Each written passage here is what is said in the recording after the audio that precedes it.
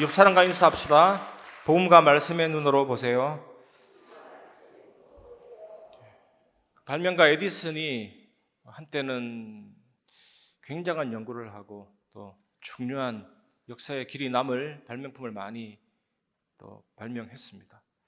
근데 이 에디슨이 연구하던 그 연구실이 불이 나서 큰 위기가 왔는데, 그때 에디슨이 뭐라고 얘기했냐면 나의 모든 실패가 완전히 사라졌다라고 하면서 기뻐했다고 합니다. 오히려 수많은 실패가 있었지만 그 자료가 날아갔는데 기뻐했다고 합니다. 그게 보는 눈이 다른 사람이라는 것을 많이 느꼈습니다. 우리 안에 복음이, 말씀이 가득 들어오고 믿음이 생기는 만큼 보는 눈이 달라지고 응답도 많이 확인하게 됩니다. 이번 한 주간 그것을 확인하는 귀중한 한 주간 되시기 바랍니다. 첫 번째, 오직 예수 그리스도를 바라보는 사람입니다. 전에 제가 아는 어떤 분인데 일반 폰, 투지폰으로 메시지 영상을 볼 수 있는 그런 기술, 번호만 넣으면 메시지를 볼 수 있는 그런 기술을 개발해서 시연하고 또 저도 사용해 보니까 정말 새로운 세상이 왔구나 싶었습니다. 엄청난 기술이고 세계를 장악하겠구나 싶었는데 조금 있다가 아이폰이라든지 스마트폰 이런 것들이 등장하면서 그 기술이 사장이 됐거든요. 좀 안타까운 그런 것도 보았습니다. 19세기에 보면 마차가 우리 운송수단의 주 수단이었는데 20세기에 자동차가 등장하면서 마차가 사라졌습니다. 이와 마찬가지로 오늘 본문의 예수님이 세례요한을 크게 칭찬하시지만 세례요한이 했던 그런 종류의 일은 끝났다라고 말씀하셨습니다. 왜냐하면 하나님의 나라가 침투에 들어오고 있고 요한 때까지 펼쳐졌던 그런 역사의 흐름은 이제 마무리되고 있었습니다. 그 역사가 실패해서가 아니라 성공했기 때문입니다. 율법과 예언이 아직 오지 않은 어떤 것을 기다리고 있었다면, 기다리는 그것이 왔다면 물러나야 되는 것입니다. 마태복음 11장 7절 8절, 그들이 떠나매 예수께서 무리에게 요한에 대하여 말씀하시되 너희가 무엇을 보려고 광야에 나갔더냐? 바람에 흔들리는 갈대냐? 그러면 너희가 무엇을 보려고 나갔더냐? 부드러운 옷 입은 사람이냐? 부드러운 옷을 입은 사람들은 왕궁에 있느니라. 지난주 말씀에 세례요한의 제자들이 오실 그분이 당신이십니까? 라고 물었잖아요. 거기에 대해서 예수님이 대답을 주셨고 세례요한의 제자들은 세례요한에게 알리려고 감옥으로 간 것입니다. 그때 예수님이 사람들에게 세례요한이 어떤 사람이다라고 말씀하고 계시는 장면입니다. 요한복음 1장 29절에 보면 이튿날 요한이 예수께서 자기에게 나오심을 보고 이르되 보라 세상 죄를 지고 가는 하나님의 어린 양이로다. 세례요한은 이런 어마어마한 고백을 했는데 지난주에는 어떤 고백을 또 했습니까? 마태복음 11장 3절 예수께 여짜오되 오실 그이가 당신이오니까 우리가 다른 일을 기다리오리이까. 당신이 메시아이십니까? 당신이 아니면 다른 분을 기다려야 합니까?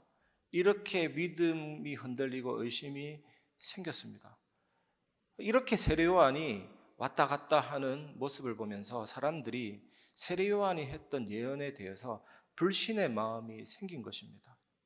그래서 예수님이 질문합니다. 너희가 무엇을 보려고 광야에 나갔더냐? 바람에 흔들리는 갈대냐? 이 말씀에서 예수님이 사람의 마음을 꿰뚫어 보신 것을 알 수가 있습니다. 광야는 요단강 옆에 있었습니다. 요단 강가에는 갈대 칼라모스가 있었습니다. 예수님의 이 말씀은 왔다 갔다 하는 그런 갈대처럼 세례요한이 왔다 갔다 하는 사람처럼 보이냐? 절대 그런 사람이 아니다. 예수님이 이렇게 말씀하고 계시는 것입니다.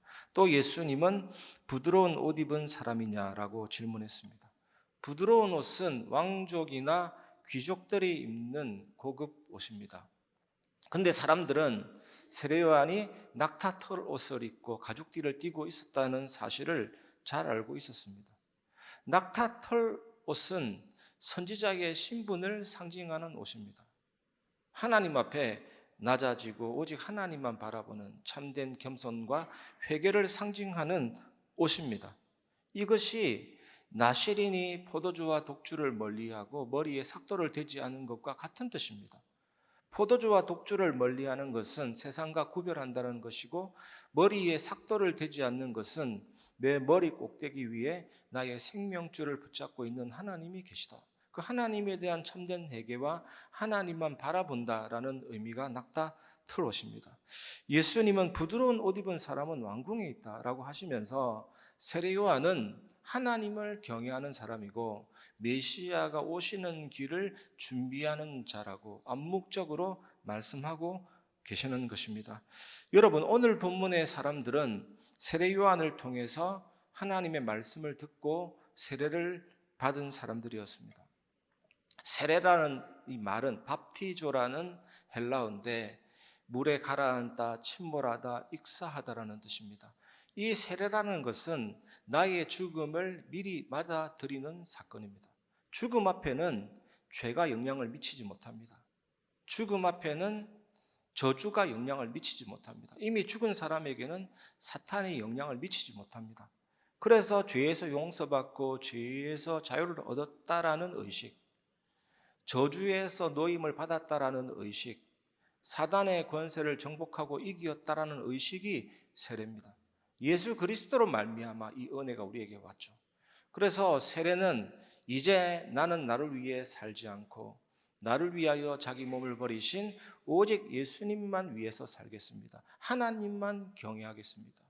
이것이 세례입니다. 하나님의 통치와 다스림을 받겠습니다. 이것이 세례입니다. 사람들은 이런 세례를 받았지만 일시적이고 충동적이었을 뿐입니다. 그래서 예수님은 세례 요한의 사역에 대해서 의심하면서 야, 저게 무슨 선지자냐? 왔다 갔다 바람에 흔들리는 갈대다라고 말하는 사람에게 도리어 너희가 갈대다라고 예수님이 말씀하고 계시는 것입니다. 여러분은 어떻습니까? 예수님이 여러분에게 뭐라고 말씀하고 계시겠습니까? 성경 말씀의 글자 한자 한자는 전부 다 나를 향해 주시는 말씀입니다. 저를 포함해서 여러분도 은혜 받았다고 하지만 일시적이고 충동적일 수 있다라는 것입니다. 하나님 말씀은 받았지만 그 말씀이 나의 삶을 변화시키는 사건이 되지 않는 무미건조한 인생이 될 수 있다라는 것입니다. 그러면서 우리도 사람 보고 상처받는 그런 사람일 수도 있다라는 것입니다. 그래서 우리도 흔들리는 갈대다, 부드러운 옷 입은 사람이다, 이런 저런 말 할 수 있다라는 것입니다. 여러분, 이 예배 자리에 무엇을 보려고 나왔습니까? 흔들리는 갈대를 보려고 나왔습니까? 부드러운 옷 입는 사람을 보려고 나왔습니까? 여러분, 예수님은 우리를 위해서 수치와 모욕과 멸시와 고통을 당하셨습니다. 옷을 벗기셨습니다. 나체가 되셨습니다. 알몸이 되셨습니다. 채찍을 맞으셨고 십자가를 지고 골고다 언덕길을 오르셨고 십자가에 못 박히셨고 그 옷도 다 벗긴 상태에 군병들이 제비 뽑아서 나누어 가졌습니다. 왜 이렇게 하셨습니까?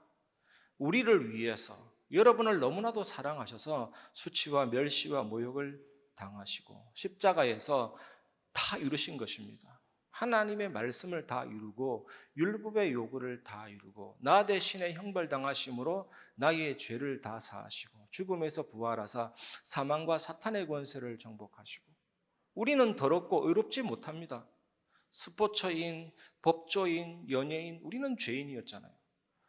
죄를 지어서 죄인이 아니라 본질상 죄인이고 원래 죄인입니다. 죄 때문에 망하고 죽어야 됩니다. 지옥 가야 됩니다. 벗어날 길이 없습니다. 예수님이 그 죄를 해결하시고 사망과 사탄의 권세를 정복하시고 그 십자가에서 하나님의 의를 주시고 십자가에서 하나님의 하늘의 복을 우리에게 선물하고 나에게 있는 모든 값으로 매기지 않는 값어치 없는 쓰레기 같은 모든 고통과 연약함을 다 담당하셨거든요. 십자가는 완전한 교환의 장소고 불사의 약이고 죽음의 해독제입니다. 여러분, 예배 시간에 무엇을 보려고 나왔습니까? 날마다 예수님의 십자가의 죽으심과 부활을 바라보시기를 바랍니다. 예수 그리스도를 바라보시기를 주의 이름으로 축원합니다. 두 번째, 천국을 맛보며 사는 사람입니다. 마태복음 11장 9절 10절, 그러면 너희가 어찌하여 나갔더냐? 선지자를 보기 위함이었더냐? 옳다, 내가 너희에게 이르노니 선지자보다 더 나은 자니라. 기록된 바 보라, 내가 내 사자를 내 앞에 보내노니 그가 내 길을 내 앞에 준비하리라 하신 것이 이 사람에 대한 말씀이니라. 세례 요한이 선지자이지만 선지자보다 나은 자다 이렇게 말씀하셨는데, 그 이유가 세례 요한은 메시아의 오심을 가장 가까이에서 본 사람이기 때문입니다. 보라, 내가 내 사자를 내 앞에 버리니 그가 내 길을 준비하리라. 예수님은 구약을 인용하면서 세례 요한은 구약의 예언을 성취한 자다 이렇게 말씀하셨습니다. 로마서 10장 15절, 보내심을 받지 아니하였으면 어찌 전파하리요? 기록된 바 아름답도다 좋은 소식을 전하는 자들의 발이여 함과 같으니라.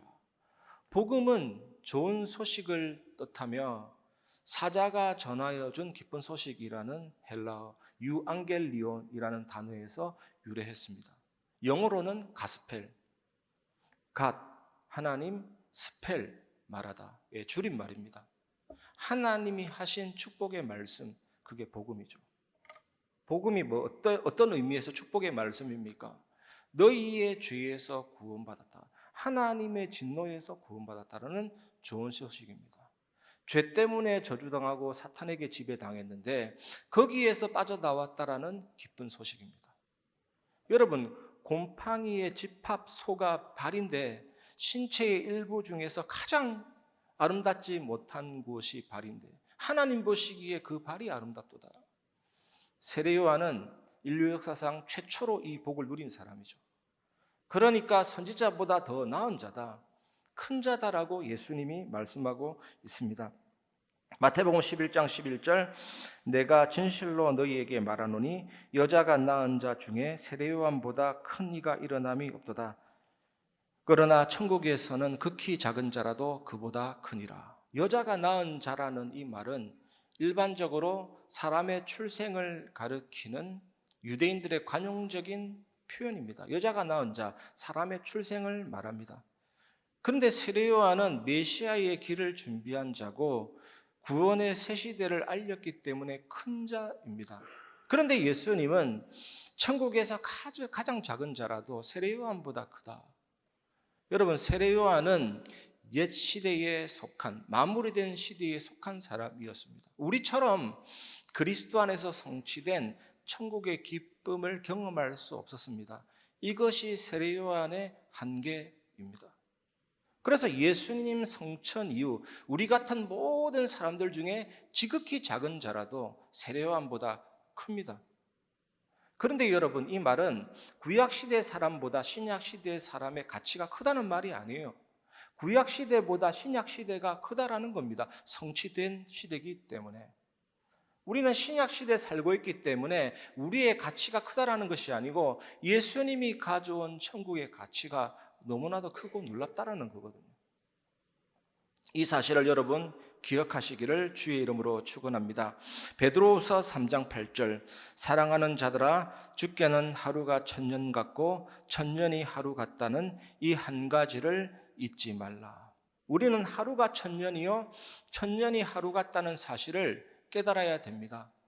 우리의 하루에는 영원의 세계가 들어있기 때문이거든요. 우리의 하루의 시작과 끝에는 인생의 시작과 끝이 있고 역사의 시작과 끝이 있는 것입니다. 여러분, 한날의 삶에서 인생을 보고 역사를 보고 영원을 보아야 됩니다. 그것이 하나님의 자녀거든요. 우리가 죽으면 반드시 영원의 세계, 영원한 생명의 세계에 들어가서 천국의 시민으로 살게 될 것이지만 예수 그리스도 안에 있으면 지금 천국을 맛보며 누릴 수가 있는 것입니다. 여러분, 지금 우리가 예배 드리고 있는데 지금 여기는 오늘의 한 날이잖아요. 오늘의 한 날에 천국이 이루어집니다. 천국을 경험합니다. 그래서 우리가 살아가는 오늘의 한 날은 거룩한 날입니다. 거룩한 날을 거룩하게 사는 사람을 성도라고 하거든요. 그래서 우리에게 많은 시간들이 주어지지만 그 주어진 시간들을 손가락으로 초를 1초, 2초, 3초를 세듯이 소중하게 여기며 사는 사람들은 천국을 맛보며 사는 사람이에요. 그래서 세례요한의 삶이 그러한 삶이었습니다. 세례요한은 자신에게 주어진 오늘의 삶에서 자신에게 맡겨진 사명을 충실하게 감당했거든요. 우리를 하나님이 그리스도인으로 부르셨습니다. 날마다 말씀 충만하고 예배 충만하고 현장에서 빛을 발하는 소금이 되는 그 사명을 여러분들이 감당하시기를, 그런 은혜가 있기를 주의 이름으로 축원합니다. 세례요한은 그렇게 하루 살기를 하다가 영원한 세계에 들어가고 영원한 축복을 누렸거든요. 하루 살기를 하는 겁니다. 오늘 한날을 천국을 가지고 살면서 영원한 축복을 누리는 사람이 우리들입니다. 그래서 여러분, 사소한 일에 목숨을 걸지 마시기를 바랍니다. 조금 늦어도 괜찮습니다. 우리는 기다리면 되거든요. 상대방의 말을 듣고 기분 나쁘다고 그걸 너무 지나치게 확대 해석해서 막 그러지 마시기를 주의 이름으로 축원합니다. 분명히 적당한 선에서 멈출 수 있는데 우리는 끝을 봅니다. 자존심, 불신의 싸움으로 서로 막 부딪힙니다. 차 안 막혀야 지각 안 하는데 하면서 큰일 났다 막 그렇게 하기도 하고, 너무나도 사소한 일에 많이 목숨을 겁니다. 오늘 한날에 최고의 축복과 그 영원한 축복, 복음, 말씀, 그 은혜를 누리시기를 주의 이름으로 축원합니다. 여러분, 초고층 빌딩을 쌓아 올릴 때 일반 빌딩은 그냥 쌓으면 되는데 100층 가는, 그 이상 가는 빌딩을 쌓을 때는 인공위성으로부터 GPS 신호를 수신받아서 체크하고 점검하고 올라갑니다. 아니면 무너집니다. 초고층 빌딩일수록.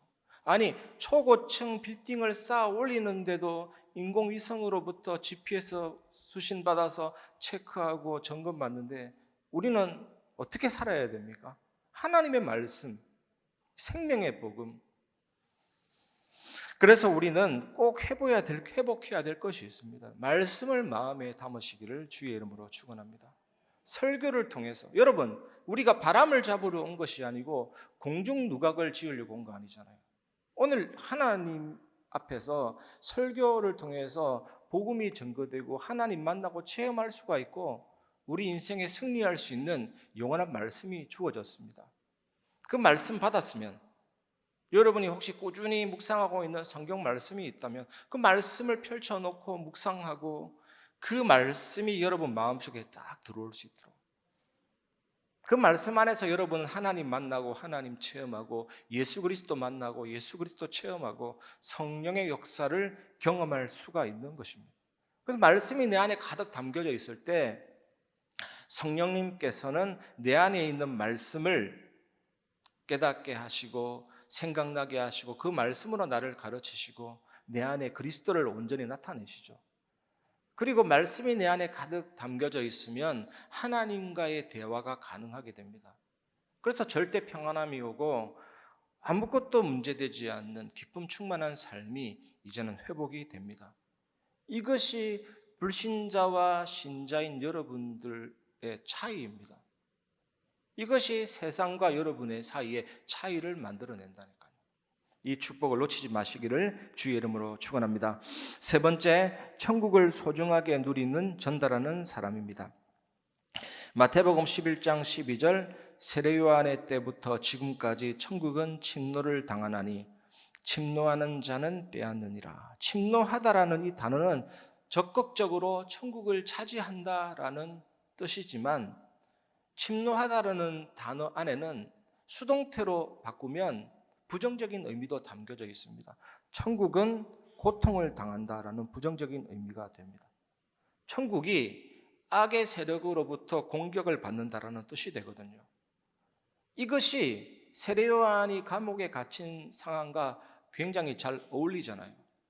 예수님이 이렇게 애매한 동사를 사용하셔서 두 가지 의미를 이중적으로 전달하고 있는 거거든요. 우리는 천국을 차지하기 위해서, 적극적으로 차지하기 위해서 현장에 투입되고 복음을 증거하고 흑암에 갇혀있는 사람을 빼내고 무너뜨리는 사역도 해야 되지만 천국을 지키기 위해서 생명을 다해 이제는 보호하기 위해서 우리가 기도해야 되는 것입니다.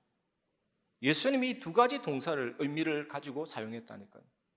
여러분, 성읍 안에 있는 요새를 지키기 위해서 망대를 세웁니다. 망대의 역할은 지키고 보호하고 공격하는 거거든요. 우리는 천국의 복음을 소중하게 누리고 전달해야 되지만 이제는 보호하고 지키는 그 의미도 알고 이제는 기도해야 되죠. 그러면 마태복음의 주제 하나님의 나라 천국 복음이 현장 가운데 세상 가운데 뚫고 들어와서 모든 죄와 저주, 흑암 세력을 축출하고 물리치는 역사가 일어나게 될 것입니다. 잘 싸우시고 잘 지키시기를 바랍니다. 천국은 침노하는 자의 것이다. 여러분 현장에 침노하는 그런 역사가 있기를 주의 이름으로 축원합니다. 예수님 승천하신 이후에 예수님이 제자들과 함께 다녔던 눈에 보이는 지상 사역은 종결되었지만 예수님은 지금 성령과 말씀으로 통치하고 다스리고 계십니다. 전도와 선교의 주체는 예수 그리스도 성령이십니다. 이 성령은 예배의 축복을 회복하고 누리는 사람을 통해서 전도 운동을 일으키거든요. 전도는 종합 축복이죠. 내가 전도가 된다라는 것은 삶의 형통함이 있고 삶의 성공이 있고 예배의 축복이 넘친다라는 뜻입니다. 따로 다니는 것은 절대로 아닙니다. 그래서 여러분이 예배 속에서 은혜 받고 기도하고 충만할 때 삶의 형통과 성공 속에서 전도는 꽃이 피는 것입니다.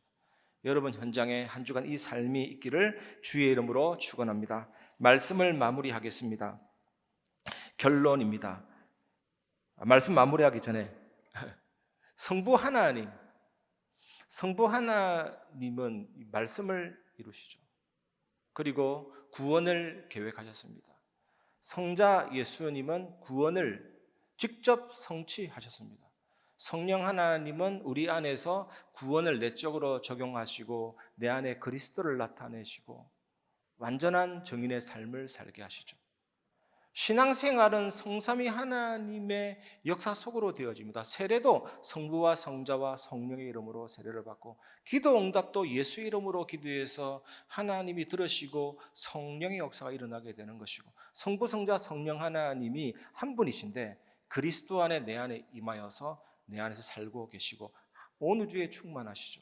이 구원과 구원의 확신, 이것은 생명력과 같아서 하나님이 내 안에 심어놓은 형상과 자아, 의식, 실체라는 나의 영혼을 살리고 나의 삶을 살립니다.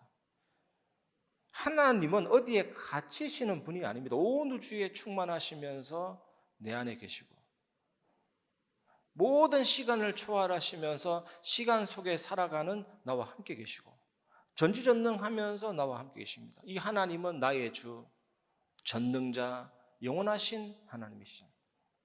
하나님이 내 안에 계시다라는 것은 하나님의 보좌가 내 안에 있기 때문에 우리가 기도한다는 것은 성삼위 하나님의 역사로 응답이 오기 때문에 시공간 초월의 응답이고 그 응답을 받으면 내가 있는 현장과 딱 끝을 살리는 빛의 역사를 체험하면서 목회자와 중직자와 후대와 전 세계를 살리는 증인이 되죠.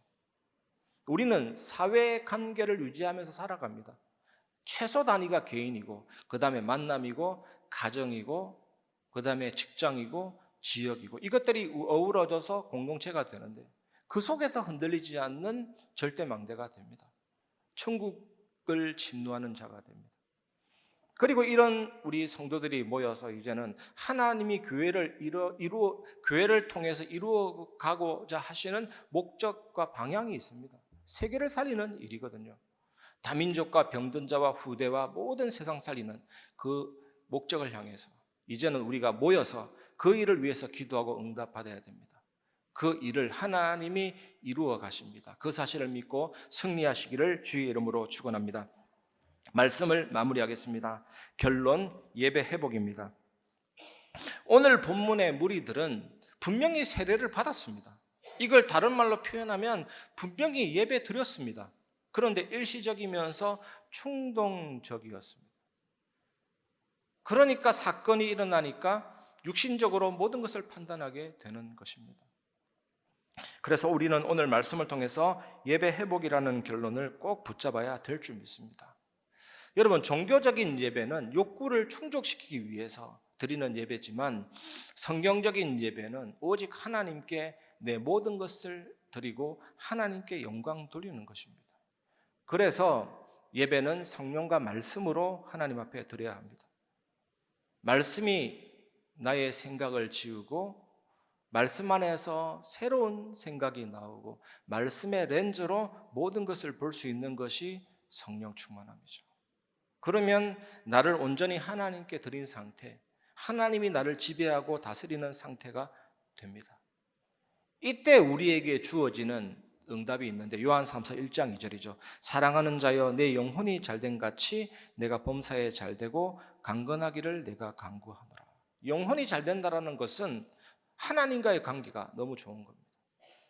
그러면 범사, 모든 것이 잘되고 강건, 이게 건강이라는 단어도 포함되어 있는데 모든 부분에 강건해지는 역사가 일어나게 됩니다. 여러분이 정말 강건한 성도, 강건한 그리스도인, 현장 살리는 증인 되시기를 주의 이름으로 축원합니다. 이 시간 괴로울 때 주님의 얼굴 보라, 우리 부르고 말씀을 마무리하겠습니다.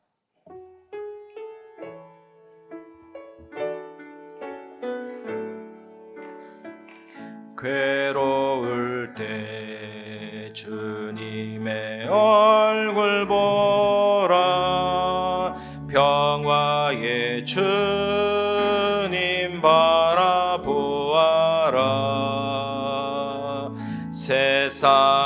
세상에서 시달린 친구들아, 위로의 주님 바라보아라. 힘이 없고 내 마음 연약할 때, 힘이 없고 내 마음 연약할 때, 능력의 주님, 능력의 주님 바라보아라. 주의 이름, 주의 이름 부르는 모든 자는 힘주시고 늘 지켜주시리. 눈을 들어 주를 보라, 눈을 들어 주를 보라. 내 모든 염려 주께 맡겨라. 슬플 때에 주님의 얼굴 보라. 사랑의 주님, 눈을 들어 주를 보라. 내 모든 염려 주께 맡겨라. 눈을 들어 주를 보라. 내 모든 염려 주께 맡겨라. 슬플 때에 주님의 얼굴 보라. 사랑